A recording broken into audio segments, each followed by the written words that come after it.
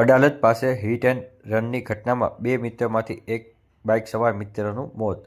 Ahmedabad Gandhinagar SG highway ઉપર અકસ્માતની ઘટનાઓ વધી રહી છે, ત્યારે અદાણી શાંતિગ્રામ બ્રિજ પાસે પૂરપાટ ઝડપે આવતા એક અજાણ્યા વાહને બાઇકને જોરદાર ટક્કર મારતા 28 વર્ષીય યુવકનું ટૂંકી સારવાર દરમિયાન કરુણ મોત નીપજ્યું છે, જ્યારે અન્ય એક યુવક ગંભીર રીતે ઘાયલ થયો છે. આ અંગે અડાલજ પોલીસ મથકે ફરિયાદ નોંધવામાં આવી છે. અમદાવાદના ઘાટલોડિયામાં રહેતા લક્ષ્મણજી ઠાકોરના 22 વર્ષીય પુત્ર સાહિલ અને તેનો મિત્ર ચંદ્રકાંત રમણલાલ યાદવ 28 જાન્યુઆરીના રોજ મોડી રાત્રે બાઇક લઈને અમદાવાદથી ગાંધીનગર તરફ આવી રહ્યા હતા, ત્યારે અદાણી શાંતિગ્રામ બ્રિજ ઉતરતા સમયે એક અજાણ્યા વાહને તેમને અડફેટે લીધા હતા. આ ટક્કર એટલી જોરદાર હતી કે બંને યુવકો રોડ ઉપર ફંગોળાયા હતા, જ્યારે અજાણ્યા વાહન ચાલક અકસ્માત સર્જી ઘટનાસ્થળથી ફરાર થઈ ગયો હતો.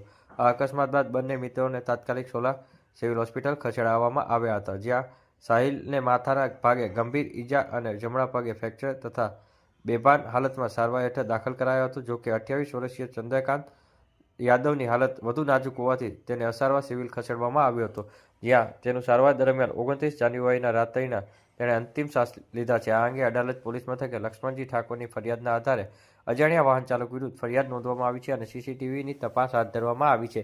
આ અંગેની ફરિયાદ 30 જાન્યુઆરીના સવારે 10 વાગે નોંધાઈ છે.